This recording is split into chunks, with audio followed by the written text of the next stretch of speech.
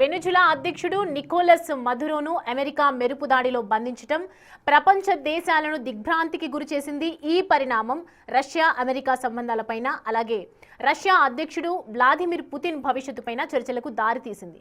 అయితే దీనిపై ఉక్రెయిన్ అధ్యక్షుడు జెలెన్స్కీ వ్యాఖ్యలు ఇప్పుడు చర్చనీయాంశంగా మారాయి. ఒక నిరంకుశ పాలకుడి పట్ల ఇలాగే వ్యవహరించాల్సి వస్తే అమెరికా తదుపరి చర్య ఏంటో స్పష్టంగా తెలుస్తోంది అంటూ పుతిన్ను ఉద్దేశించి పరోక్షంగా వ్యాఖ్యానించారు.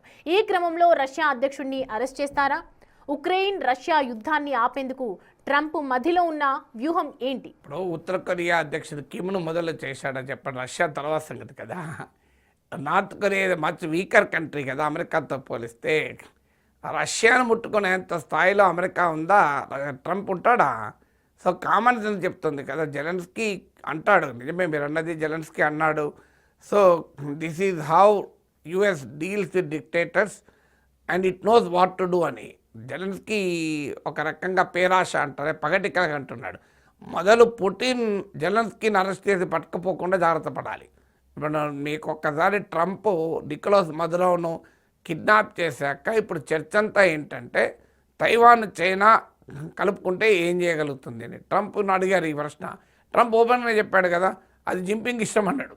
తైవాన్ తమ దేశంలో భాగమని చైనా భావిస్తుంది, అందువల్ల జింపింగ్ ఏం ఇష్టం అని చెప్పేశాడు ఓపెన్గా. మేము తైవాన్కి అండగా ఉంటామని ఎక్కడ అనలే.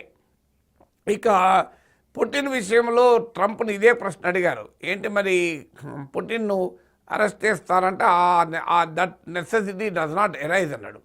ఆ అవసరం రాదు, పుటిన్ నాకు మంచి ఫ్రెండు, గ్రేట్ ఫ్రెండు, అసలు ఆ అవసరమే రాదు అన్నాడు. అవసరం రావడం కాదు, అంత సులభం కూడా కాదు. ఇప్పుడు ఏదన్నా కోవర్ట్ ఆపరేషన్ చేసి చంపేస్తే that is a different case. క్యూబాలో ఫిడెల్ కాస్ట్రోని చంపడానికి అమెరికా సిఐఏ దశాబ్దాల పాటు కుట్రలు పడింది, కానీ ఏమి చేయలేకపోయింది. సో అది వేరు. పుటిన్ చచ్చిపోతాడని చెప్పి మొదటి నుంచి వెస్ట్రన్ ప్రపంచం చెప్తూ వచ్చింది, కానీ పుటిన్ ఏం చావలేదు, కొడుతున్నాడు. అందువల్ల పుటిన్ అరెస్ట్ చేయాలంటే రష్యా ఇది వెరీ లార్జ్ ఎకానమీ. మీకు వెనిజులా అంటే చిన్న దేశం కాదు. రష్యా ప్రపంచంలో one of the major oil supplier. So మీకు రష్యా ఇది major energy supplier. Ukraine war రాకముందైతే యూరోప్ ఎనర్జీ అవసరాల్లో 40% రష్యానే తీర్చేది. రష్యా ఇది బిగ్ డిఫెన్స్ పవర్ కూడా, మీకు మిలిటరీ పవర్, అన్నిటికీ మించి న్యూక్లియర్ ఆర్మ్ నేషన్. మీకు ప్రపంచంలో అమెరికా తర్వాత అత్యధిక అణ్వాయుధాలు రష్యా వద్ద ఉన్నాయి. రష్యాకు చైనాకు బలమైన మైత్రి ఉంది.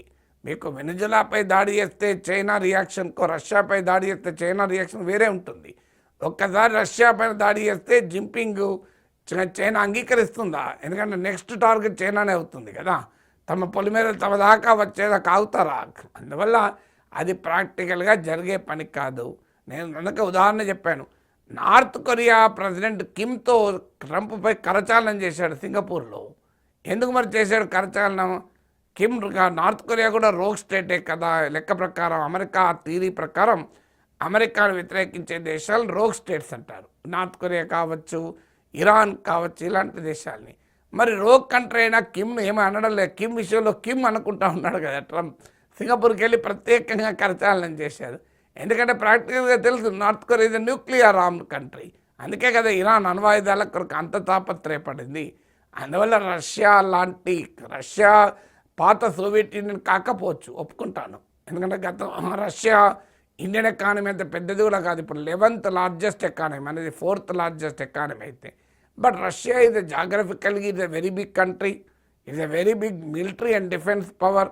ప్రపంచంలో ఆయుధాల ఎగుమతుల్లో రష్యా ఒక పవర్ఫుల్ నేషన్.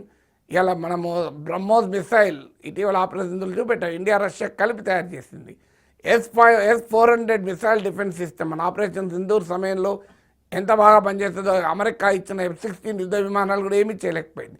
ఇప్పుడు రష్యా S-400 కాదు S-500 యుద్ధ విమానాలు తయారు చేసింది. ఆఖరికి మీకు న్యూక్లియర్ పవర్డ్ ఫైటర్ జెట్లను కూడా తయారు చేస్తుంది.